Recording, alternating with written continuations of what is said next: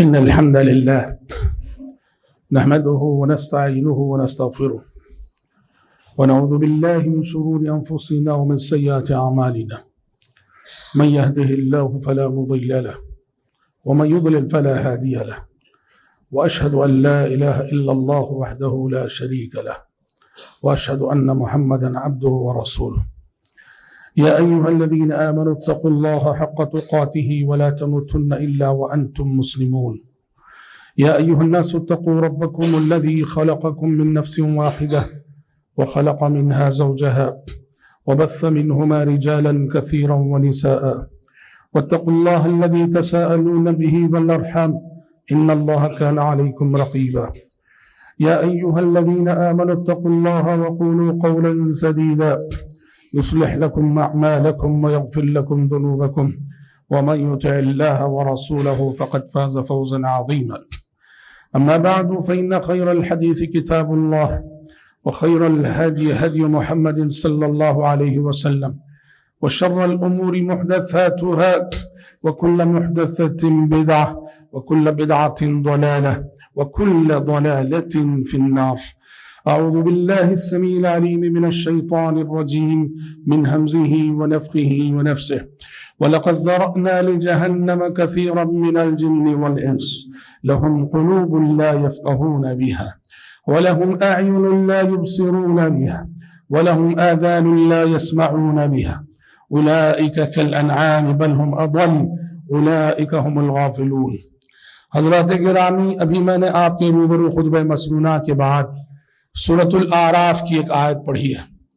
اللہ تبارک و تعالیٰ نے اس آیت میں غافل انسانوں کا تذکرہ کرتے ہوئے کہا کہ مقصد حیات سے اور مقصد زندگی سے غافل انسانوں کی شناخت کیا ہے، پہچان کیا ہے. اللہ نے کہا وَلَقَدْ ذَرَأْنَا لِجَهَنَّمَ كَثِيرًا مِنَ الْجِنِّ وَالْإِنسِ، ہم نے بہت سارے جنات اور انسانوں کو گویا جہنم کے لیے بنایا ہے، پیدا کیا ہے. ان کی پہچان کیا ہے؟ لَهُمْ قُلُوبٌ لَا يَفْقَهُونَ بِهَا، ان کے دل تو ہیں پر ان سے وہ سمجھتے نہیں. وَلَهُمْ أَعْيُنٌ لَا يُبْصِرُونَ بِهَا، ان کی آنکھیں تو ہیں پر ان سے وہ دیکھتے نہیں. وَلَهُمْ آذَانٌ لَا يَسْمَعُونَ بِهَا، ان کے کان تو ہیں مگر وہ ان سے سنتے نہیں. أُولَئِكَ كَالْأَنْعَامِ، یہ چوپایوں جیسے ہیں. بل ہم اضل، بلکہ چوپایوں سے بھی گئے گزرے ہیں. أُولَئِكَ هُمُ الْغَافِلُونَ، اور یہی غفلت میں پڑے ہوئے ہیں. آیت کا مطلب کیا ہے؟ آیت میں اللہ تبارک و تعالیٰ نے ان انسانوں کو وعید سنائی ہے جو اس زندگی میں مقصد حیات کا شعور نہیں رکھتے. ہم کس لیے آئے ہیں، اللہ نے ہمیں کس لیے پیدا کیا ہے، یہ زندگی ہمیں کس لیے دی گئی ہے، زندگی کو کن کاموں میں گزارنا ہے. جو لوگ اس مقصد کا شعور نہیں رکھتے، اللہ نے ان کو سخت وعید سنائی ہے. میں نے تمہیں دل دیا ہے تاکہ تم حق و باطل کو سمجھ سکو. میں نے تمہیں آنکھیں دی ہیں تاکہ تم میری قدرت کی نشانیوں کا ہر قدم ہر گلی مشاہدہ کر سکو. میں نے تمہیں کان دی ہیں تاکہ تم میرا اور میرے رسولوں کا پیغام سن سکو. اللہ نے کہا کہ وہ انسان ہلاک ہو جائے گا، تباہ ہو جائے گا، برباد ہو جائے گا جو دل رکھتے ہوئے بھی دنیا کی ہر بات سمجھنا اسے آتا ہے، حق و باطل کو سمجھنے کی صلاحیت نہیں رکھتا. دنیا کے سارے منظر اس کی آنکھیں دیکھتی ہیں، حق کا جو مشاہدہ، حق کی نشانیاں جو اللہ نے رکھی ہے وہ نہیں دیکھتی ہیں. دنیا کی ہر بات وہ سنتا ہے لیکن اللہ اور اس کے رسولوں کا پیغام وہ نہیں سنتا ہے. کہا جو انسان اللہ کی دی ہوئی ان نعمتوں، نعمت سماعت، نعمت بصارت اور نعمت دل کی یوں ناقدری کرے کہ ان نعمتوں کو پا کر مقصد حیات کا ادراک نہ کر سکے، اللہ نے کہا اس انسان کو انسان کہنا بھی انسانیت کی توہین ہے. عقل رکھتے ہوئے جو مقصد حیات کا شعور نہ پیدا کر سکے، عقل رکھتے ہوئے جو جینے کے مقصد کو نہ جان سکے، اللہ کہتا ہے کہ ایسے انسان کو انسان کہنا انسانیت کی توہین ہے. اسی لیے کہا اولئک کالانعام بل هم اضل، یہ ایسے جیتے ہیں جیسے جانور جیتے ہیں.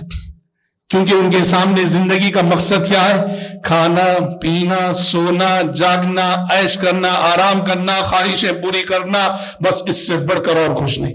قرآن نے کہا ذرہم یأکلوا ویتمتعوا ویلہہم الامل فسوف یعلمون، اے پیغمبر انہیں مست کھانے پینے اور مزے لوٹنے دو، ان قریب وہ انجام سے دوچار ہوں گے۔ حضرات یہ مضمون قرآن مجید کی دسیوں سینکڑوں آیتوں میں ہمیں ملتا ہے کہ زندگی میں ہر سانس مقصد حیات کا شعور لے کر جینا چاہیے۔ ہم کس لیے آئے ہیں، اللہ نے ہمیں کس لیے دنیا میں بھیجا ہے، تو یاد رکھو دنیا میں جینے کے لیے زندگی کے سلسلے میں صحیح تصور ضروری ہے۔ اللہ نے زندگی دی ہے تو زندگی جینے کے لیے زندگی کے سلسلے میں صحیح تصور ضروری ہے۔ اور صحیح تصور کیا ہے؟ صحیح تصور یہ ہے کہ عالم تین ہے، ہم یہاں بھیجے گئے اللہ کی عبادت کے لیے، ہمیں اللہ نے پیدا کیا اس کی بندگی کے لیے، اللہ نے ہمیں دنیا میں جو جینے کا موقع دیا ہے تاکہ ہم آنے والے عالم کی تیاری کریں۔ اور یاد رہے بامقصد لوگ جو ہوتے ہیں، بامقصد انسان جو ہوتے ہیں، ان کے سامنے عالم تین ہوتے ہیں، اور جو بے مقصد انسان ہوتا ہے اس کے سامنے عالم ایک ہوتا ہے۔ بامقصد انسان جو مقصد کے لیے جیتے ہیں ان کے آگے عالم تین ہے اور زندگیاں تین ہیں، اور جو بے مقصد انسان ہوتے ہیں ان کے آگے عالم ایک ہے اور زندگی ایک ہے۔ بامقصد انسانوں کے آگے عالم تین ہے اور زندگیاں تین ہیں، ایک ہے عالم دنیا جس میں کہ اب ہم، اور ایک ہے وہ عالم برزخ جسے قبر کی زندگی کہا جاتا ہے، وہ ایک برزخی زندگی، اور ایک ہے تیسرا عالم، عالم آخرت، وہ تیسری زندگی۔ مقصد حیات کا شعور ہمیں بتاتا ہے کہ اسی دنیا ہی کو سب کچھ نہ سمجھو۔ جس طرح بے مقصد جینے والے لوگ دنیا میں صرف دنیا کے لیے جیتے ہیں، ان کی ساری پلاننگیں دنیا کی حد، ان کی ساری سوچ دنیا کی حد، ان کے سارے منصوبے دنیا کی حد تک، آخرت کے سلسلے میں کچھ نہیں جانتے، قبر کچھ نہیں جانتے، حشر و نشر کچھ نہیں جانتے، حساب و کتاب کچھ نہیں جانتے۔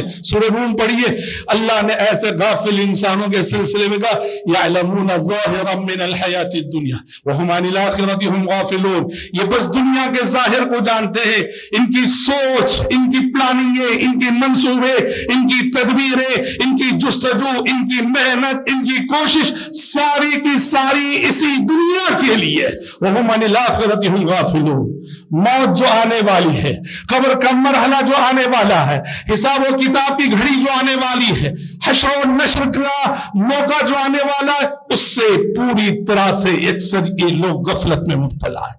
حضرات یاد رکھنا، حضرات شیطان ابلیس مردود، شیطان رجیم، اس کا اس دنیا میں مشن یہی ہے کہ انسانوں کو مقصد حیات سے غافل کرنا اور مقصد حیات کو بھلانا۔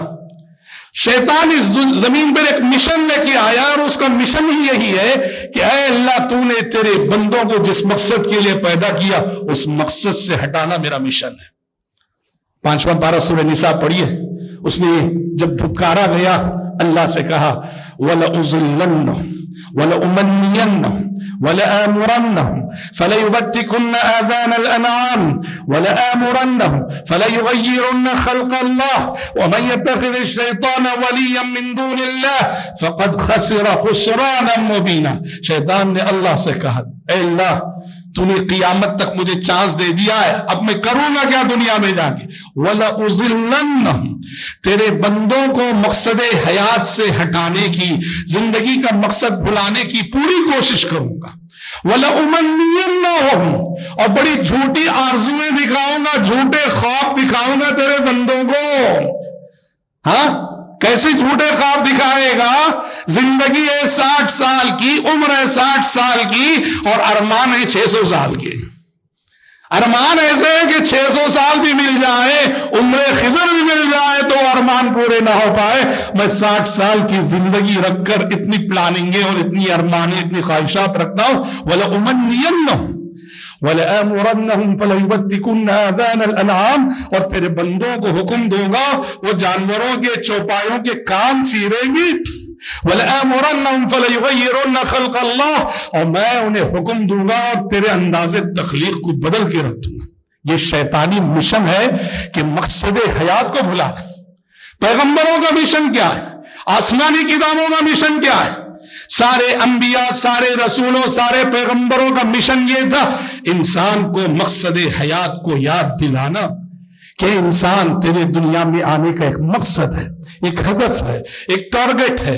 اللہ نے دنیا کی اور ساری مخلوقات کے مقابلے میں تجھے ایک نعمت عقل سے نوازا ہے، تو لہٰذا اس نعمت عقل کا تقاضا ہے کہ حق و باطل میں تمیز کرو، سچائی اور جھوٹ میں تمیز کرو، نفع و نقصان میں تمیز کرو، دوست کون ہے پہچانو، دشمن کون ہے پہچانو۔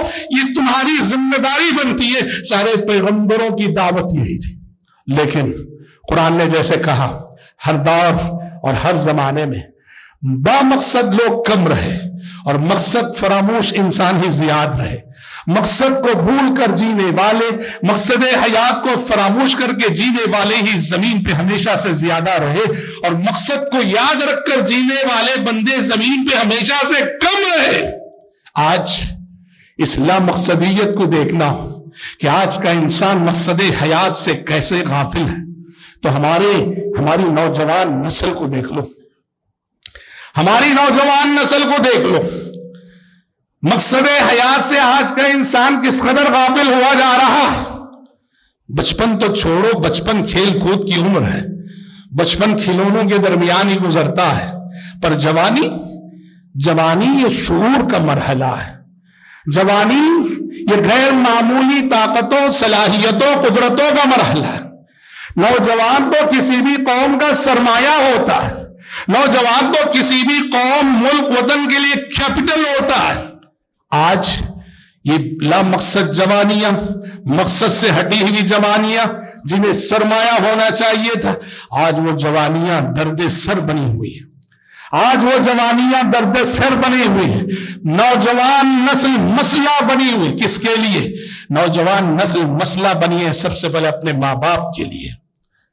اپنے نوجوان بچوں کی بے راہ روی کو دیکھ کر ماں باپ گھر کے بند کمروں میں آنسو بہاتے ہیں، روتے ہیں۔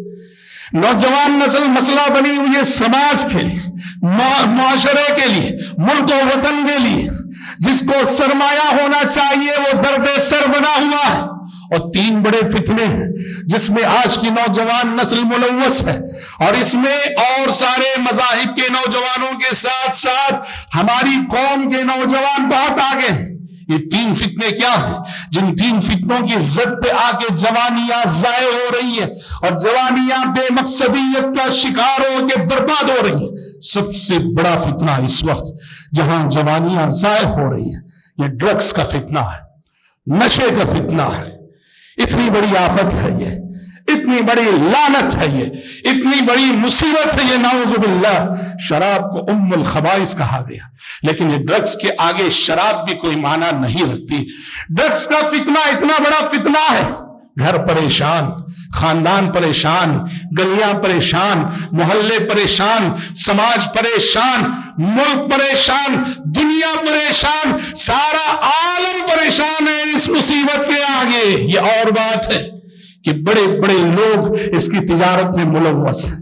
انٹرنیشنل مافیا ہے جو ڈرگز کی اس فتنے کو پھیلانے میں بڑا کردار ادا کر رہا ہے، اور نتیجے میں ڈرگز کے اس فتنے کی زد پہ آ کر ہماری نوجوان نسل اپنی جوانیوں کو برباد کر رہی ہے۔ تعلیم برباد ہوئی، صحت برباد ہوئی، رشتے برباد ہوئے، شادی کے بعد ازدواجی زندگی ناکام ہوئی۔ ڈرگز لینے والا نہ وہ اپنے ماں باپ کا وفادار ہوتا ہے، نہ ڈرگز لینے والا اپنے بیوی بچوں کا وفادار ہوتا ہے۔ ارے دوسروں کی وفاداری تو چھوڑو، وہ اپنے آپ کا وفادار نہیں ہوتا، وہ اپنے آپ کا دشمن ہوتا ہے، اپنی صحت کا دشمن ہوتا ہے، اپنی زندگی کا دشمن ہوتا ہے، اپنی جوانی کا دشمن ہوتا ہے۔ جوانیاں ڈرگز کے فتنے میں جل رہی ہیں۔ آج ماضی قریب میں ایک ریہاب سینٹر کو جانا ہوا، جہاں ہم نے اپنی آنکھوں سے دیکھا اور اپنی آنکھوں سے سنا بھی، جہاں کچھ ایسے نوجوان، ایسے لوگ جو اس لعنت میں مبتلا ہے، نشے کی، شراب کی، ڈرگز کی، وہاں لا کر ان کی تربیت کی جاتی ہے، ماضی قریب میں جانا ہوا، ان کے ساتھ بیٹھنا ہوا، ان کی گفتگو کو سننے کا موقع ملا. کیا بتاؤں میں آپ کو، سب ہیں اس میں، بچے بھی ہیں اس میں، جوان بھی ہیں اس میں، بوڑھے بھی ہیں اس میں، امیر بھی ہیں اس میں، غریب بھی ہیں اس میں. اللہ اللہ. اور کون کون ہے؟ حافظ قرآن بھی تھا اس میں. حافظ قرآن ڈرگس کی لعنت میں مبتلا ہے. محکمہ پولیس کا ایک افسر بھی تھا اس میں. چھٹی ڈال کر اسے احساس ہوا کہ میں نشے کی لت میں مبتلا، چھٹی ڈال کر اپنی تربیت کے لیے آیا ہوا ہے. حافظ قرآن ہے، محکمہ پولیس کا ایک افسر ہے، MBBS ڈاکٹر ہے، MBBS کیا ہوا ڈاکٹر ہے، تعلیم یافتہ نوجوان ہے.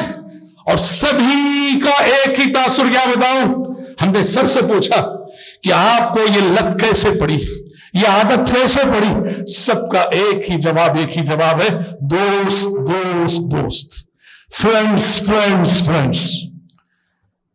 ماں باپ کی ذمہ داری بنتی ہے، ماں باپ کی ذمہ داری بنتی ہے.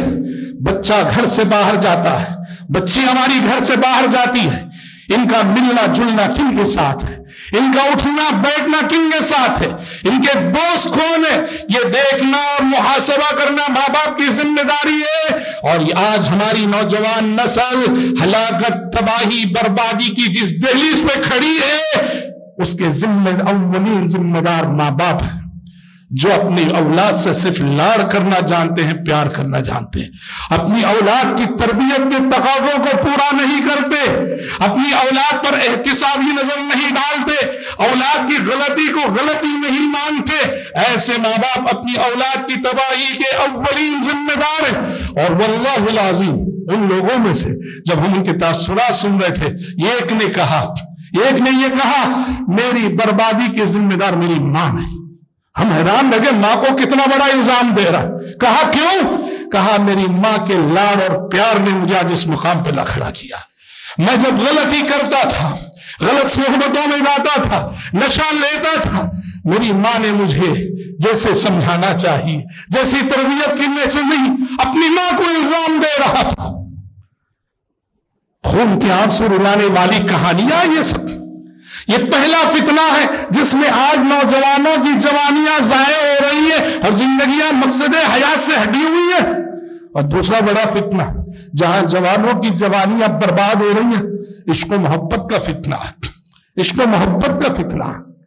اور اس میں کیا بے دین، کیا دیندار، کیا نمازی، کیا بے نماز ہے، سبھی اس میں برابر نظر آتے ہیں. میں یہ نہیں کہہ رہا ہوں کہ سب، کچھ نوجوان واقعی ایسے ہیں، اللہ اکبر، اس خطرناک ماحول میں بھی وہ اپنی جوانی کی حفاظت کرتے ہیں، اپنے تقوی کی حفاظت کرتے ہیں، اور اپنی جوانی کو عشق و محبت کی آلودگیوں سے متاثر نہیں ہونے دیتے.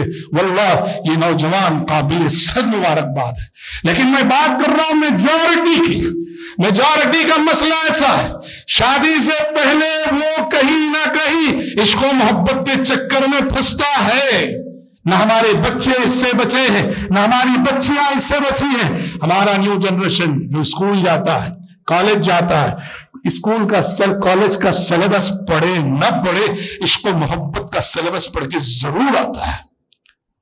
پیارے نبی صلی اللہ علیہ وسلم نے فرمایا تھا، میں ترکت بعدی فتنة اضر علی الرجال من النساء، میں نے اپنے بعد مردوں کے لیے عورت سے بڑا کوئی فتنہ نہیں چھوڑا. پیارے نبی نے عورت کو مرد کے لیے بہت بڑا فتنہ قرار دیا. حالات ایسے ہیں، ماحول ایسا ہے، تہذیب ایسی ہے، کلچر ایسا ہے کہ جہاں ہمیں اپنے اخلاق، اپنی شرم، اپنی حیا، اپنی غیرت اور اپنی جوانی کی حفاظت کرنا بہت بڑا چیلنج ہے. اسے میرے نوجوان بھائیوں، نوجوان بہنوں، سب سے پہلے حالات کی نزاکت کو سمجھو اور اپنی جوانی کو بے داغ رکھنے کے لیے دعاؤں کا سہارا لو، رب سے استقامت مانگو، اللہ سے کہو اللہم اہدنی لأحسن الاخلاق فإنہ لا یہدی لأحسنها الا انت واصرف عنی سیئها لا یصرف عنی سیئها الا انت. اے اللہ مجھے اچھے اخلاق کو اپنانے کی توفیق دے دے، کہ اچھے اخلاق کو اپنانے کی توفیق تو ہی دے سکتا ہے. برے اخلاق کو مجھ سے پھیر دے، مجھے بچا لے، کہ برے اخلاق سے تو ہی مجھے بچا سکتا ہے. رب سے مانگو اور مانگنے کے ساتھ کوئی کوشش کرو اللہ تمہاری جوانیوں کو مثالی جوانیاں بنائے۔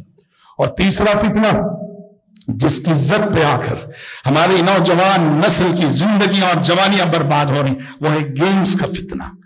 گیمز کا فتنہ، بچپن تو کھیلوں میں گزرتا ہی ہے، اور آج دنیا کھیلوں میں یوں مگن ہے۔ دیکھو وہ قومیں جو آخرت پہ ایمان نہیں رکھتی ہے نا، ان کے لیے دنیا بس یہ کھیل ہے، تماشا ہے۔ ہم آخرت کے لیے جینے والے، آخرت پہ یقین رکھنے والے، موت پہ یقین رکھنے والے، ہم بھی اسی طرح سے اس زندگی کو گیمز میں گزارے۔ پہلے تو گیمز واقعیتاً میدانوں پہ ہوتے تھے، اب تو یہ مصیبت موبائل کی شکل میں سارے گیمز ہماری جیب میں آ گئے، گھر میں آ گئے، بیڈ روم میں آ گئے۔ رات رات نوجوان نسلیں راتیں جاگ کے گزارتی گیمز میں، اور یہ ایسے گیمز ہیں، گیم تنہا گیم نہ رہا، یہ تو جوا بن گیا، قمار بن گیا، نعوذ باللہ، سٹے بازی چلتی ہے گیمز کے نام پر۔ جوانیاں ضائع ہو رہی ہیں، زندگیاں برباد ہو رہی ہیں۔ تم پہلے تو خود نوجوانوں کو اس کا ادراک کرنا چاہیے، اور قوم کے جو ذمہ دار شخصیتیں، علماء سب سے پہلے، قائدین، لیڈران، ذمہ داران مساجد، اصحاب اثر و رسوخ، سب کو اس سلسلے میں سنجیدگی سے سوچنا چاہیے کہ نوجوان نسل کو ان خرابیوں سے کیسے بچایا جائے، کیسے نکالا جائے۔ اب بتاؤ، جوانی جب ان کاموں میں گزرے گی تو ان راستوں سے گزر کے جب بڑھاپے تک پہنچیں گے تو اس بڑھاپے میں صحت اور تندرستی تو نہیں رہے گی۔ جوانی ان کاموں سے گزار کر ان راستوں سے جو بڑھاپے تک پہنچے تو بڑھاپے میں بیماریاں ہی بیماریاں رہیں گی۔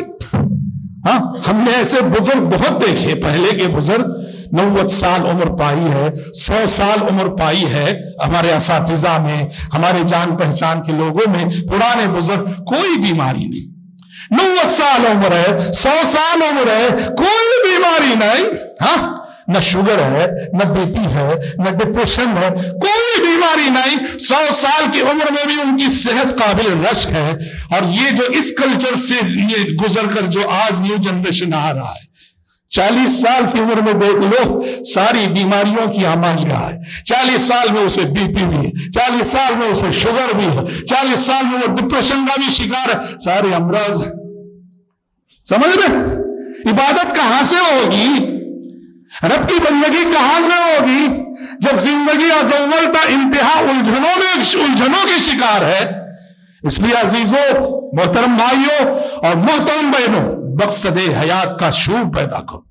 آج یہ تو خیر ہم ایک نوجوان نسل کو لیں، پوری امت کو لے کے اگر دیکھیں نا، امت مسلمہ بحیثیت امت مقصد سے کیسے ہٹی ہوئی ہے، اس کی تو ہم کیا بتائیں آپ کو، کتنی مثالیں دیں آپ کو کہ ہمیں اپنی قومی زندگی میں بحیثیت امت ہم اپنی مقصد حیات کو کہاں تک ادا کر رہے ہیں۔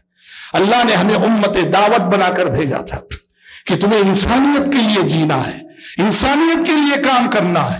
یہ تم وہ امت ہو کہ اخرجت للناس، لوگوں کی بھلائی کے لیے برپا کیے گئے ہو۔ آج بتاؤ ہمارا وجود انسانیت کے لیے کہاں تک نفع بخش ہے؟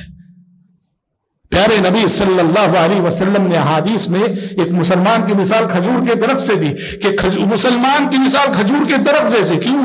مفسرین شارحین حدیث لکھتے ہیں مسلمان کی مثال کھجور کے درخت سے کیوں دی گئی جانتے ہیں؟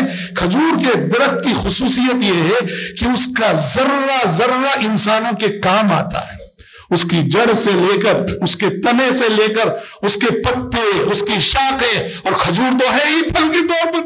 کھجور کے درخت کا ذرہ ذرہ انسانوں کے کام آتا ہے۔ اس کا مطلب یہ ہوا ایک مسلمان کو اگر کھجور کے درخت سے تشبیہ دی گئی، مثال دی گئی، تو مطلب یہ ہے کہ یہ امت اور اس امت کے افراد جہاں بھی جیے انسانیت کے لیے نفع بخش بن کر جیے۔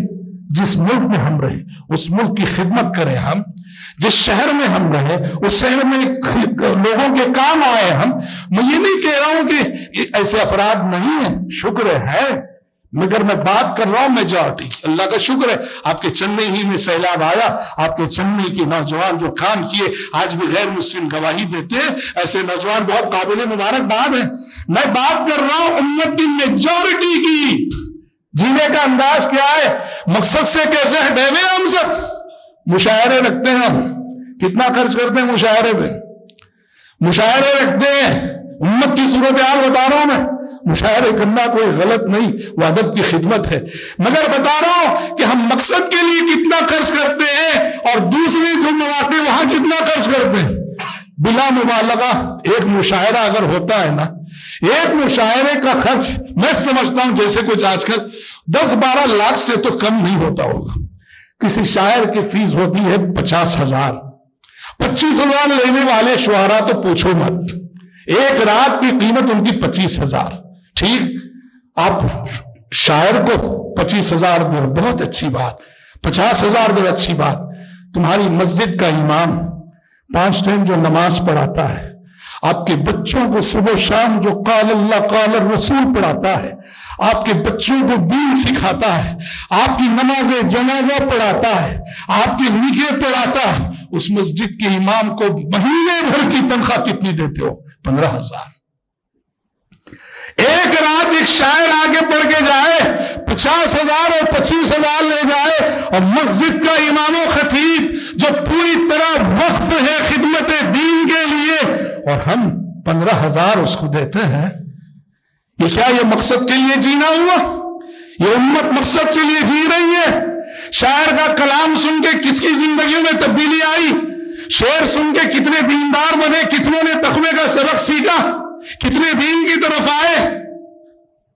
افسوس ہے، خرچ کرنے کی اگر بات کریں، زکوٰۃ نکالنے والے امیر کتنے ہمارے معاشرے میں، غریب رشتہ داروں کو دینے کی بات آئے کتنا پیچھے ہٹتے ہیں ہم، دین کے لیے خرچ کرنے کی بات آئے بہت کم بندے ہیں جو دل کھول کے خرچ کرتے ہیں، اور یہی لوگ جو زکوٰۃ نکالنے میں بخیلی کریں گے، غریب رشتہ داروں کو دینے میں بخیلی کریں گے، گھر کی شادیاں جب کریں گے تو دیکھو اسراف اور فضول خرچی کی ہر حد کو پار کریں گے۔ کیا ہم مقصد کے لیے جی رہے ہیں؟ ہمارا پیسہ مقصد پہ خرچ ہو رہا ہے؟ مقصد حیات یہی ہے؟ نہیں بھائیو، مقصد کا شعور پیدا کرو۔ ہم ایک ذمہ دار مخلوق ہیں، اپنے ہر قول و عمل کا حساب اللہ کے سامنے دینا ہے۔ صحیح مسلم کی حدیث ہے، پیارے نبی نے کہا ما منکم من احد الا وسيكلمه ربه ليس بينه وبينه ترجمان فينظر ايمن منه فلا يرى الا ما قدم وينظر ايسر منه فلا يرى الا ما قدم۔ آپ نے کہا کہ لوگوں، قیامت کا وہ دن یقیناً آنے والا ہے جس دن اللہ تم سب سے ڈائریکٹ بات کرے گا۔ بندہ ہوگا، رب کے سوال ہوں گے، بندے کے جواب ہوں گے، بندے اور رب کے درمیان کوئی ٹرانسلیٹر نہ ہوگا۔ لیس بینہ و بینہ ترجمان۔ کہا پیارے نبی صلی اللہ علیہ وسلم نے جب رب کے سوال بندہ سنے گا، پریشان ہو کے دائیں دیکھے گا، بائیں دیکھے گا، آگے دیکھے گا، پیچھے دیکھے گا، سوائے اپنے عمل کے اسے کچھ نظر نہیں آئے گا۔ یعنی آج کوئی چیز بچا سکتی ہے اور آج میں جواب دے سکتا ہوں تو صرف میرے عمل کی روشنی۔ آپ صلی اللہ علیہ وسلم نے کہا وہ دن آنے والا، اس دن کے آنے سے پہلے عمل کر لو اور تیاری کر لو۔ کہا فاتقوا النار ولو بشق تمرہ۔ آپ نے کہا اس دن کے آنے سے پہلے نار جہنم سے بچنے کی تیاری کر لو۔ کچھ نہ صحیح تمہارے پاس دینے کے لیے آدھا کھجور ہے تو غریب کو وہ آدھا کھجور ہی دے دو، وہ آدھے کھجور کا صدقہ بھی تمہیں جہنم کی آگ سے بچا سکتا ہے۔ فاتقوا النار ولو بشق تمرہ۔ تو حضرات، اس بات مختصر یہ ہے، میرے خطبے کا پیغام یہ ہے کہ لا مقصدیت اور مقصد فراموشی آج میری اور آپ کی، ہماری قوم اور امت کی زندگی کا بہت بڑا مسئلہ ہے۔ یہ امت اس وقت سر اٹھا کر جیے گی جب مقصد فراموش نسلیں نہیں، جب اس امت میں مقصد شناس نسلیں پیدا ہوں گی، مقصد کا ادراک رکھنے والی نسلیں، مقصد کا ادراک شعور رکھنے والی نسلیں، نوجوان بھی مقصد کا ادراک رکھتے ہو اور بزرگ حضرات بھی مقصد کا ادراک رکھتے ہو اور اس مقصد کے لیے صبح و شام گزرتے ہو، تو پھر یہ امت جہاں بھی رہے گی سر اٹھا کے جائے گی۔ رب العزت سے ہم دعا کرتے ہیں کہ پروردگار عالم مجھ کہنے والے کو، آپ سبھی سننے والوں کو اللہ ہر قسم کی غفلت سے بچائے، اللہ ہمیں مقصد کا شعور اپنے اندر پیدا کرنے کی توفیق عطا فرمائے۔ ابلیس کا جو مشن ہے گمراہی کا، مقصد فراموشی کا، اس کے مشن سے اللہ ہمیں ہماری آنے والی نسلوں کو محفوظ رکھے. اللہم آمین. بارک اللہ لنا ولکم فی القرآن العظیم ونفعنا وإياكم بما فيه من الآيات والذکر الحکیم. انہ تعالی جواد کریم ملک بر رؤوف رحیم رب حلیم.